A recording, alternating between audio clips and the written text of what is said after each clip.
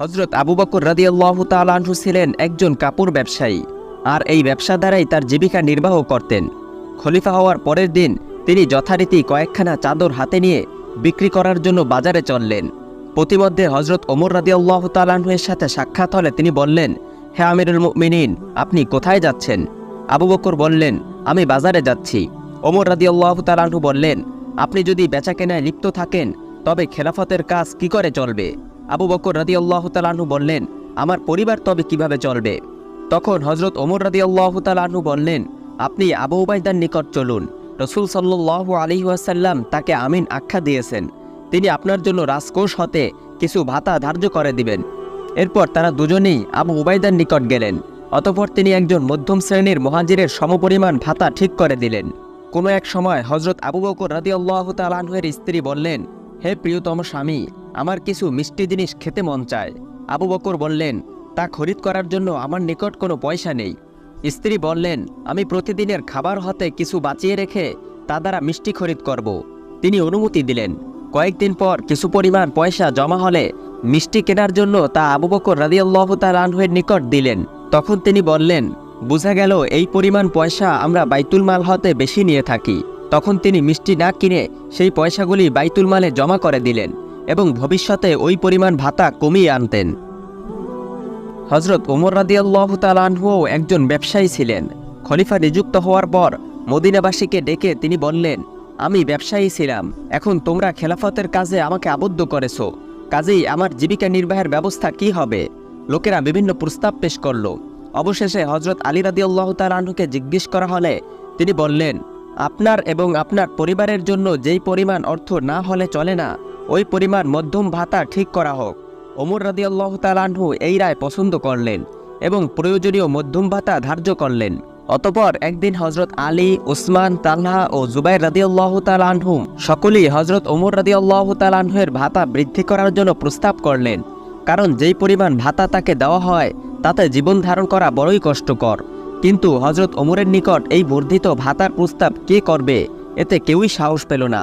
অবশেষে সকলে মিলে তার কন্যা এবং প্রিয় নবী সাল্লাল্লাহু আলাইহি ওয়াসাল্লামের স্ত্রী হজরত হাফসা রাদিয়াল্লাহু তাআলা আনহার খেদমতে হাজির হয়ে তার বাবার ভাতা বাড়ানোর সম্পর্কে তার সাথে আলাপ করতে অনুরোধ করলেন এবং একথাও বলে দিলেন যে যাতে করে তাদের নাম প্রকাশ করা না হয়। এরপর হজরত হাফসা রাদিয়াল্লাহু তাআলা আনহা যখন এই প্রস্তাব ওমর রাদিয়াল্লাহু তাআলা আনহুর নিকট করলেন, তখন তার চোখে মুখে রাগের চিহ্ন ফুটে উঠল। তিনি ক্রোধ ভরে প্রস্তাবকারী কারা তাদের নাম জানতে চাইলেন। হাফসা রাদিয়াল্লাহু তাআলা আনহা বললেন, প্রথমে আপনার অভিমত জানতে চাই, এরপর তাদের নাম বলবো।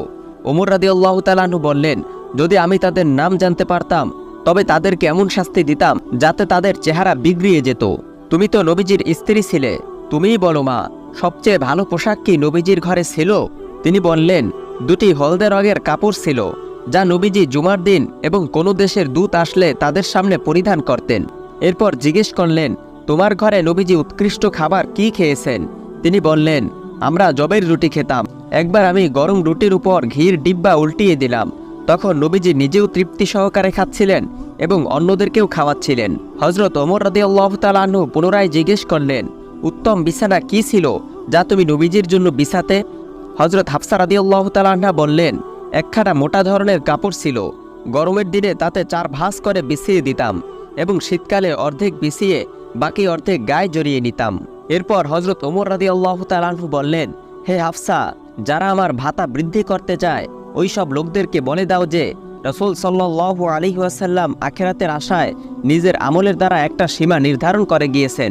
আমিও রাসূল সাল্লাল্লাহু আলাইহি ওয়াসাল্লাম এবং আমার পূর্ববর্তী খলিফার অনুসরণ করেই চলব।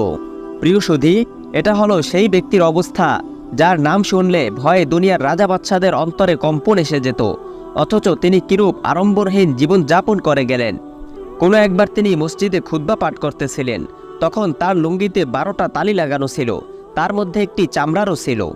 কোনো একবার জুমার নামাজে হজরত ওমর রাদিয়াল্লাহু তাআলা আনহুর আসতে দেরি হলে তিনি তার কারণ বর্ণনা করে বললেন, আমার কাপড় ধৌত করতে দেরি হয়েছে, আর এছাড়া আমার অন্য কোনো কাপড়ও ছিল না।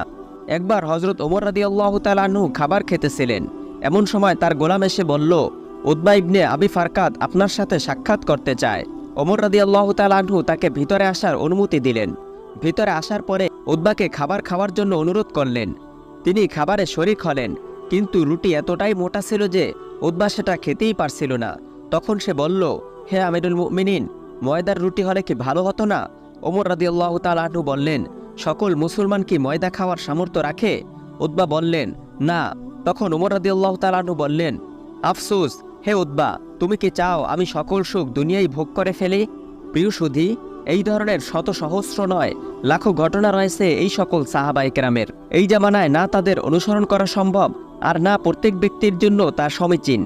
কেননা শারীরিক দুর্বলতার কারণে এই জামানায় তাদের মতো কষ্ট সহ্য করা অত্যন্ত কঠিন। তবে তাদের অনুসরণের আকাঙ্ক্ষা এবং আগ্রহ আমাদের সকলের অন্তরেই থাকা দরকার। এতে আরামপ্রিয়তা কিছুটা কমে যাবে এবং দৃষ্টি নিচু থাকবে।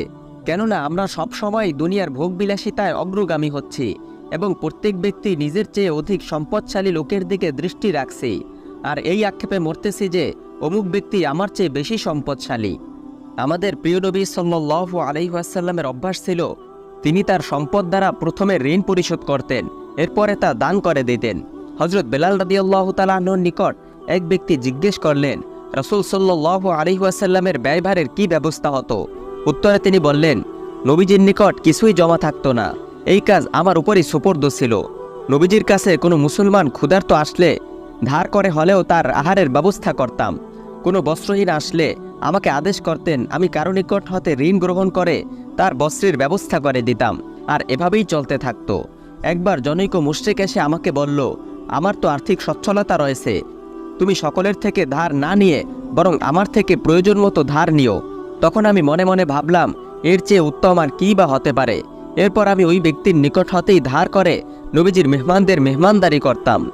এরপর একদিন আমি সবেমাত্র আযান দিতে দাঁড়ালাম, এমত অবস্থায় ওই কাফের একদল লোক নিয়ে এসেই আমাকে বলল, হে হাবশী। আমি তার দিকে তাকাতেই সে অকথ্য ভাষায় আমাকে গালিগালাজ শুরু করে দিল এবং বলল, মাস শেষ হতে আর কতদিন বাকি আছে? আমি বললাম, প্রায় শেষ হওয়ার পথে। সে বলল, আর মাত্র 4 দিন বাকি আছে। সে বলল, মাসের শেষে আমাকে টাকা আদায় না করলে আমি তোমাকে গোলাম বানিয়ে নিব এবং আগের মতো ছাগল চড়াতে বের করে দেব। অতঃপর সে চলে গেল। কথাগুলি শুনে মনের দুঃখে সারা দিন কেটে গেল। এসার পর নবীজির নিকট উপস্থিত হয়ে সমস্ত ঘটনা খুলে বললাম এবং বললাম, ইয়া রাসূলুল্লাহ, ধার আদায়ের মতো সামর্থ্য এখন আপনারও নেই, আমিও হঠাৎ করে কী বা করতে পারি। তবে আপনি যদি অনুমতি দেন, ধার আদায়ের ব্যবস্থা না হওয়া পর্যন্ত আমি কোথাও চলে যাই। যখন আপনার নিকট কোথাও হতে কিছু এসে যাবে তখন আমি হাজির হয়ে যাব। এই কথা বলে আমি ঘরে ফিরে এসে ঢাল, তরবারি এবং জুতা নিয়ে ভোরবেলার অপেক্ষা করতেছিলাম। ভোর হলেই কোথাও চলে যাব। ভোর হতে বেশি বাকি ছিল না। ঠিক এমন সময় জনৈক ব্যক্তি এসে বলল, হে বেলাল, নবীজি তোমাকে এখনই তার কাছে উপস্থিত হতে বলেছেন। এরপর আমি নবীজির কাছে গেলাম। সেখানে গিয়ে দেখলাম মাল রসদে ভর্তি 4টি উট বসে রয়েছে। নবীজি আমাকে বললেন, হে বেলাল, তোমার জন্য সুখবর, আল্লাহ তোমাকে দাসত্বর শৃঙ্খল থেকে মুক্ত করেছেন। ফাদাকের সর্দার আমার জন্য এগুলি হাদিয়া স্বরূপ পাঠিয়েছেন। আমি এগুলো তোমার নিকট সোপর্দ করলাম, তুমি এগুলো দ্বারা ধার আদায় করে এসো। আমি আনন্দ চিত্তে সমস্ত ধার আদায় করে এসে দেখি নবীজি আমার অপেক্ষায় বসে রয়েছেন। আমি বললাম, ইয়া রাসূলুল্লাহ, আল্লাহ তাআলা আপনার সমস্ত ঋণ পরিশোধ করে দিয়েছেন, কোনো ঋণ বাকি নেই। নবীজি বললেন, মালামাল থেকেও কি কোনো কিছু বাকি নেই? আমি বললাম, কিছুটা এখনও বাকি রয়েছে। নবীজি বললেন, সেগুলো দান করে দাও, নয়তো আমি শান্তি পাবো না। যতক্ষণ তা বন্টন করা না হবে ততক্ষণ আমি ঘরেও যাব না। এরপর সারা দিন অতিবাহিত হয়ে গেল। এশার নামাজের পর নবীজি বললেন, এখনও কি কিছু বাকি রয়েছে? আমি বললাম, হ্যাঁ। নবীজি বললেন, আমি আজ ঘরে না গিয়ে মসজিদেই থাকব। পরের দিন এশার নামাজের পর আবার জিজ্ঞেস করলেন, এখনও কি কিছু বাকি রয়েছে? আমি বললাম, আল্লাহ পাক আপনাকে শান্তি দিয়েছেন, এখন আর কিছুই বাকি নেই। নবীজি তখন খুশি হয়ে আল্লাহর শুকরিয়া আদায় করলেন। নবীজির ভয় হয়েছিল হাতে কোনো সম্পদ থাকতে নবীজির মৃত্যু এসে যায় নাকি। অতঃপর নবীজি আনন্দ সহকারে ঘরে গিয়ে বিবিদের সাথে সাক্ষাৎ করলেন। প্রিয় সুধী, আল্লাহ তাআলা আমাদের সকলকে উদারমনা হওয়ার তৌফিক দান করুন। আজ এ পর্যন্তই। আমাদের চ্যানেলে নতুন হয়ে থাকলে সাবস্ক্রাইব করুন। ভিডিওটি ভালো লাগলে লাইক, কমেন্ট ও শেয়ার করে অন্যদের দেখার সুযোগ করে দিন। আসসালামু আলাইকুম ওয়া রাহমাতুল্লাহ।